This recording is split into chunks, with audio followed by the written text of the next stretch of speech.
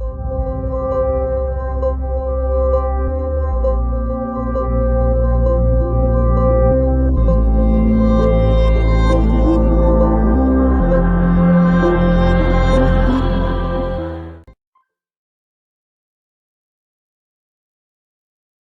boa noite, meus amigos e minhas amigas. E é com tristeza que a gente vê essa matéria aqui, essa notícia agora, que eu vou explicar a vocês, que muitos provavelmente ainda não tomaram ciência. E é realmente triste a gente ler essas coisas, né?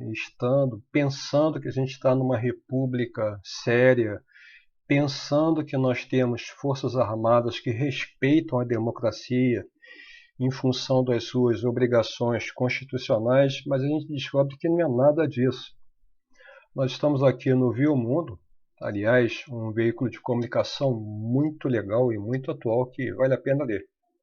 Aí está o General Vilas Boas, vocês talvez conheçam, ele é ex-ministro do Exército, saiu no começo de 2019, ele tem uma doença, tanto é que está aí usando um respirador.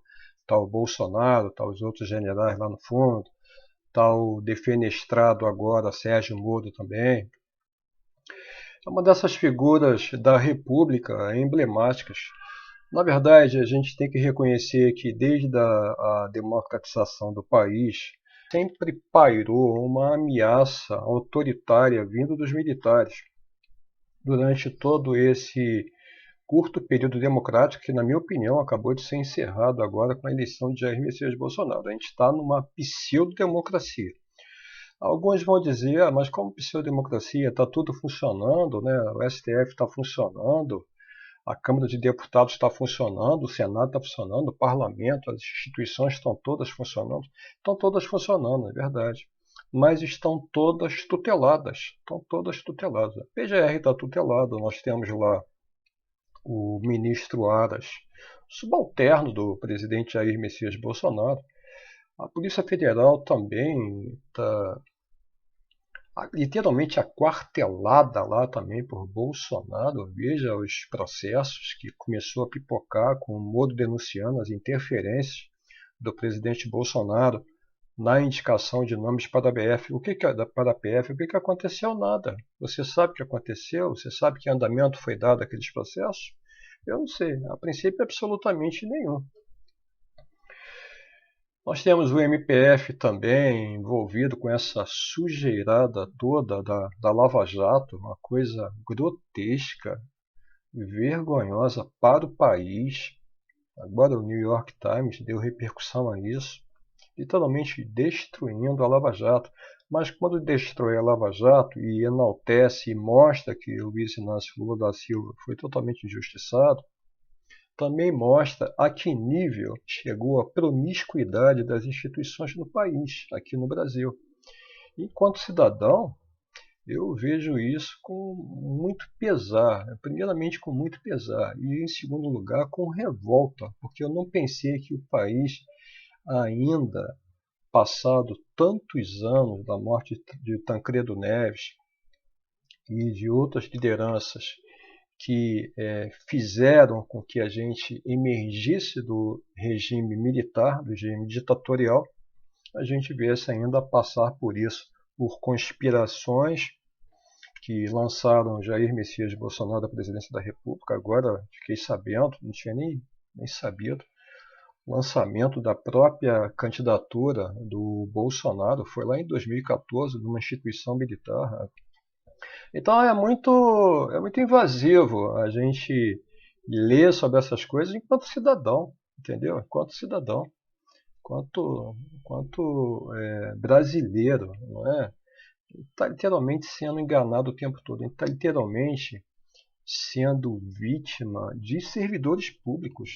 Tudo bem, os militares não são servidores públicos, eles são militares, um regime próprio, é verdade, mas eles deixam de ser servidores da nação. Deveriam ter mais respeito conosco. Eles são só em torno de 300 mil almas lá servindo ao país.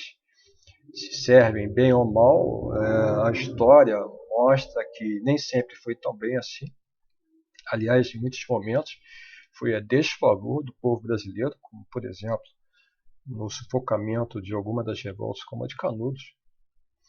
Mas isso é a minha impressão pessoal. Eles fazem alguma função de relevância? Eu acho que sim. Eles têm algumas boas atuações, especialmente na Amazônia, nas áreas de fronteira. Tem sim, tem algumas boas atuações naquela região, mas ademais eu esperava que tanta coisa realmente baixa, tanto baixo nível, que não tivesse sido perpetrado uma verdadeira conspiração contra a democracia. É assim que eu vejo essa matéria que eu vou agora ler aqui com vocês. É a do Viu Mundo. Deixei aqui essa figura bastante emblemática. O título é um artigo do Jefferson Miola, dia em que o Exército passou com um tanque sobre o STF. Talvez vocês lembrem do verdadeiro ultimato que o ministro do Exército, o então general Vilas Boas, esse que está aí, evidentemente naquela época não estava nesse estado lamentável, aliás, a queda é a fornalha, a decadência é o fogo lento, e ele está experimentando a decadência. Mas isso não me dá prazer nenhum de dizer, são contingências da vida. Mas voltando aqui, o Exército arquitetou conspiração para instalar o poder militar.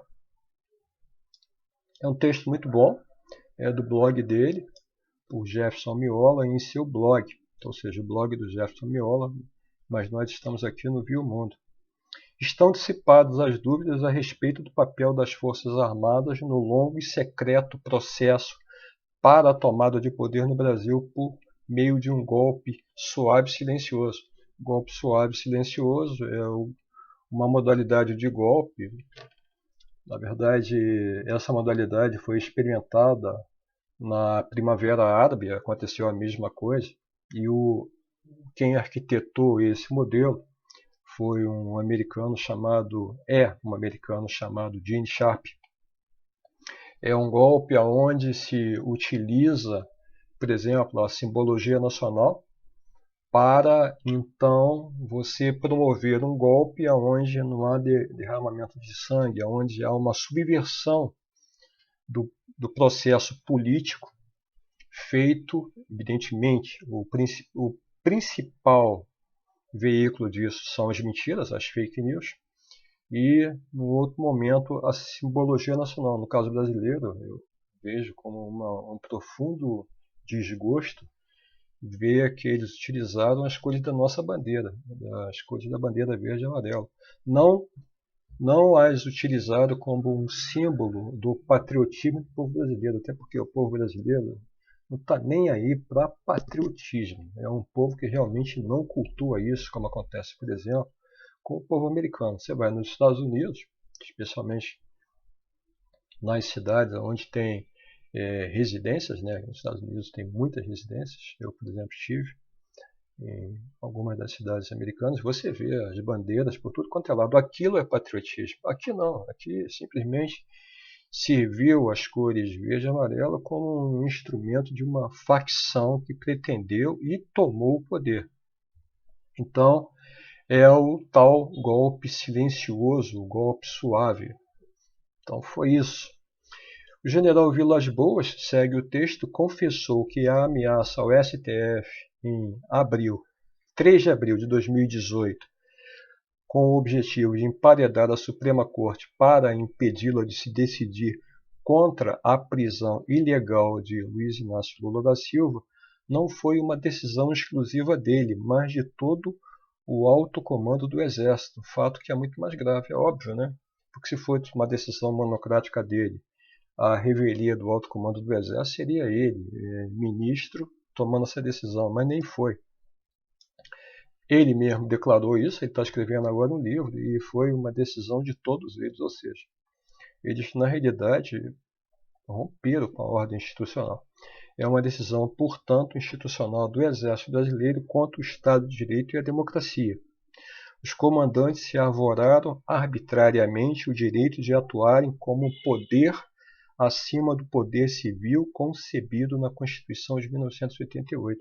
Isso que eu estava falando lá atrás, não adiantou praticamente nada as lutas que aconteceram quando nós temos o poder militar que deveria estar ao lado da democracia, se pautando justamente para sabotar a democracia.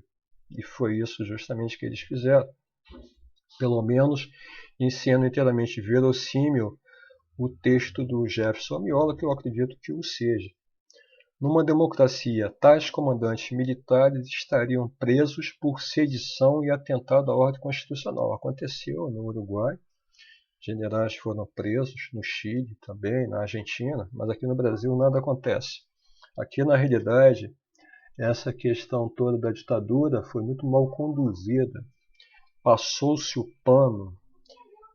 Na maioria das situações, o que aconteceu foi que de lá para cá, embora tenha havido novamente a redemocratização do país, ficou sempre essa sombra dos militares. E o que nós estamos lendo aqui é nada mais que a expressão, o resultado disso, tantos e tantos anos depois.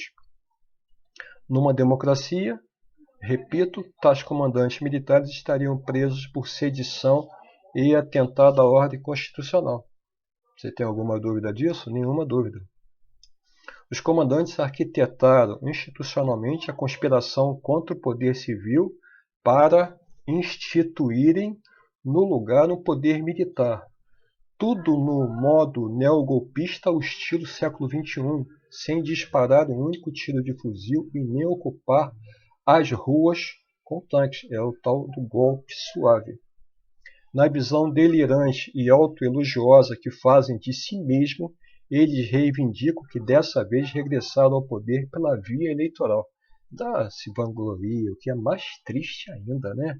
Se vangloria, nós voltamos, foram eles, foi o povo que pediu que a gente voltasse.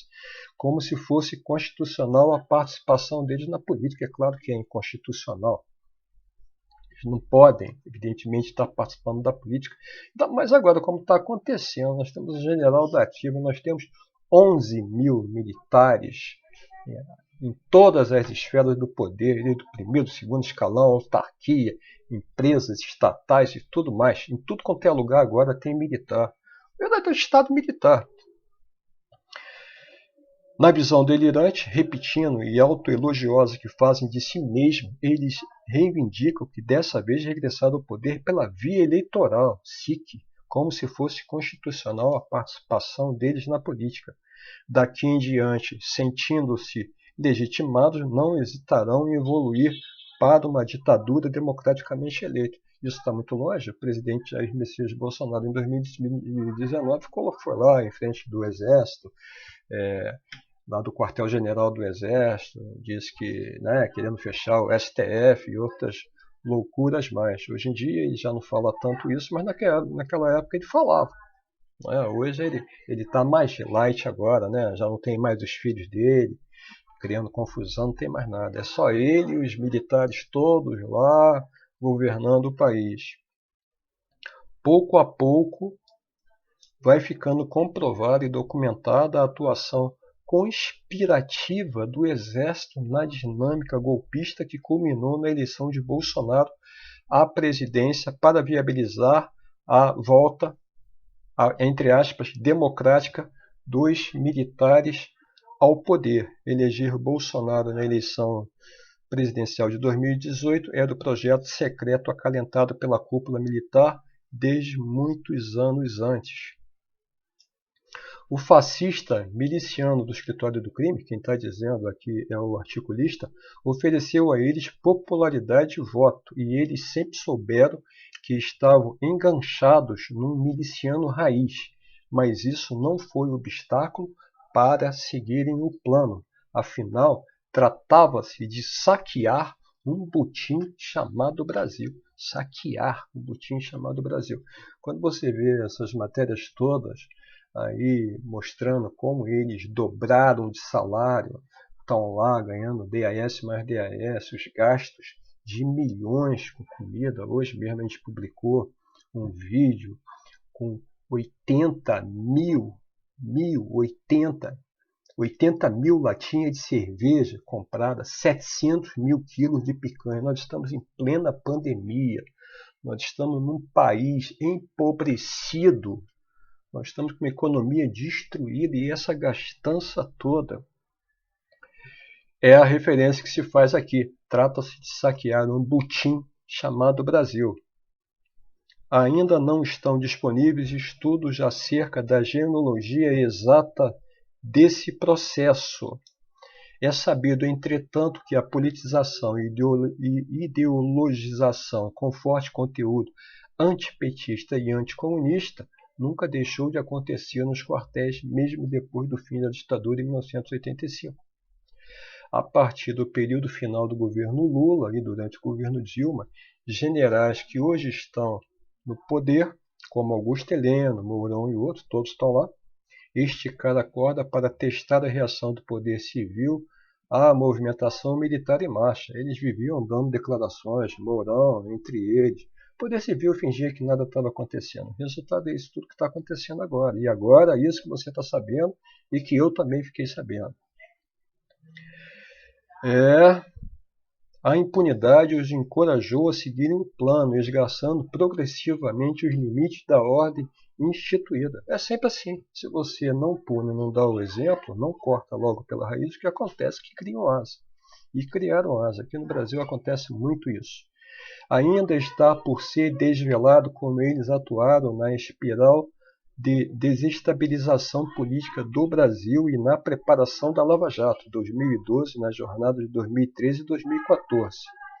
Na despedida do comando do Exército, em 11 de 1 de 2019, foi quando Vilas Boas saiu, o general Vilas Boas curiosamente destacou Sérgio Moro / Lava Jato junto com Bolsonaro e Braga Neto como as três personalidades que destacaram-se para que, entre aspas, o rio da história voltasse ao seu curso normal, ou seja, os heróis da libertação do Brasil do PT.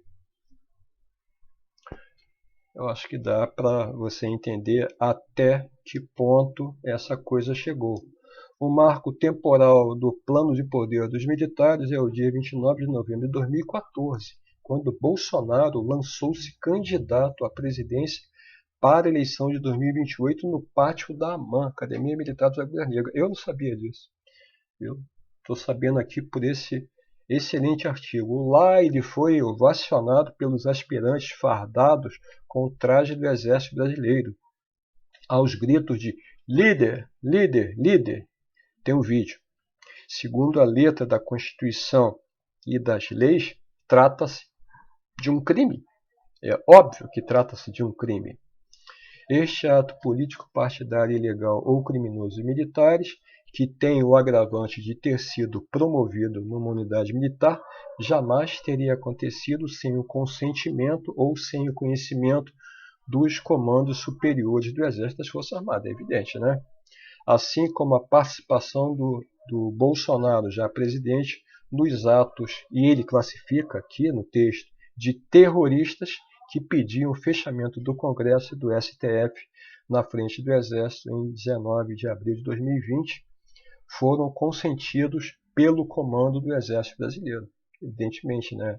Ninguém vai fazer uma manifestação em frente do comando do Exército Brasileiro em Brasília sem que não haja esse consentimento. Os militares têm um projeto de poder militar. Eles voltaram dispostos a ficar no poder.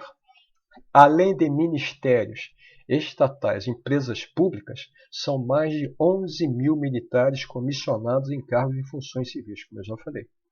Hoje eles controlam instituições de poder de Estado, compraram a valores bilionários a maioria do Congresso corrupto, segundo eles, segundo o texto, que assegura a eles quórum para mudar a Constituição, como fizeram na aprovação da independência do Banco Central. Aliás, o pessoal entrou com um pedido agora, entrou com uma ação junto ao STF para que o STF anule esse verdadeiro crime que é a independência do Banco Central do Brasil.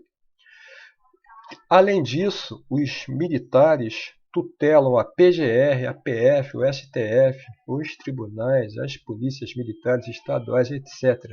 Enfim, tutelam todo o poder judiciário.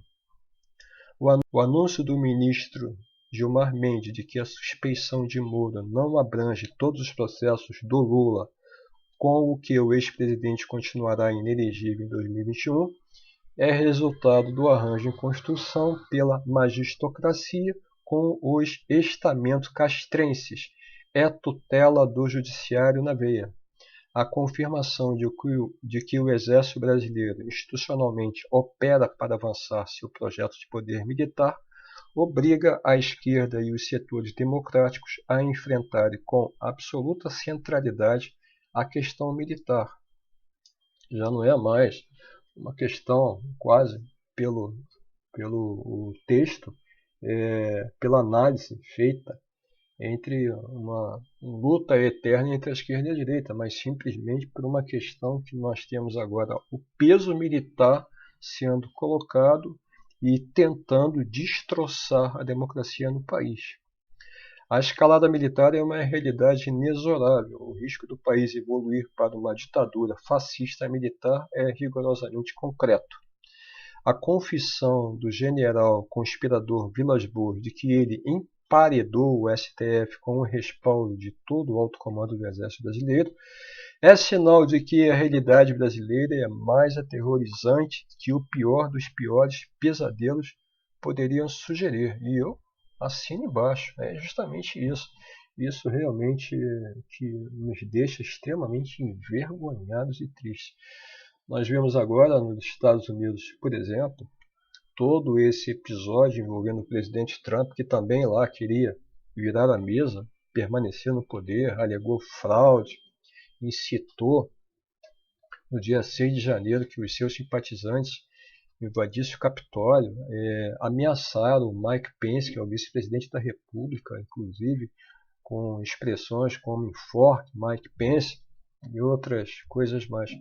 Você por acaso escutou em algum momento que houve uma conspiração militar para manter no poder Trump? Não, você não escutou isso.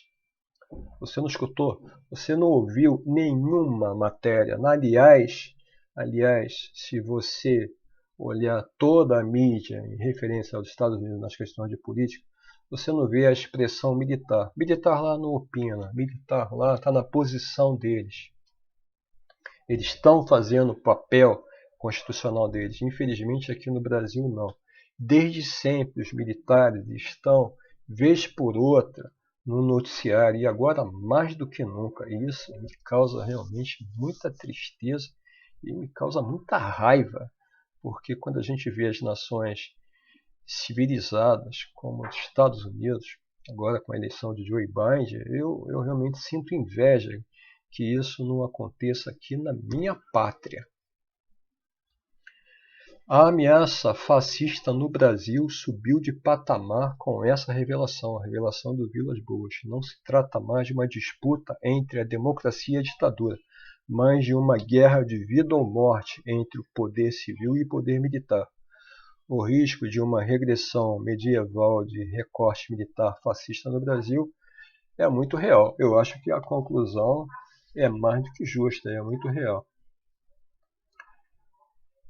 Nós tivemos agora, recentemente, uma demonstração disso quando a revista Época fez uma publicação fazendo uma correlação entre o papel do Exército na figura do Pazuello durante a pandemia e a revolta de Canudo. O Exército, então, o general do Exército lá, mandou uma correspondência exigindo retratação, como se já fosse uma ditadura plena. É claro que a revista não se retratou e depois nós tivemos uma outra reportagem desagravo feita pelo Mauro Lopes, do Brasil 247, mais incisiva ainda, e ficou por isso mesmo. Mas isso já é o prenúncio do que vem por aí. E como é que vai ser em 2022 se Bolsonaro perder? Se Haddad, se for no segundo turno, Haddad e Bolsonaro, como já está se prevendo que vai acontecer, porque Bolsonaro certamente vai ser o candidato para 2022 no segundo turno, e Haddad muito provavelmente também eles vão se enfrentar no segundo turno. Como é que vai ser? Vai ser de novo isso? Os militares vão agora tomar o poder, vão declarar uma ditadura finalmente de vez aberta? Não duvide não, não duvide não, porque esse Brasil, infelizmente, parece que não aprende com a sua história. É isso, meus amigos, um grande abraço e até o nosso próximo vídeo.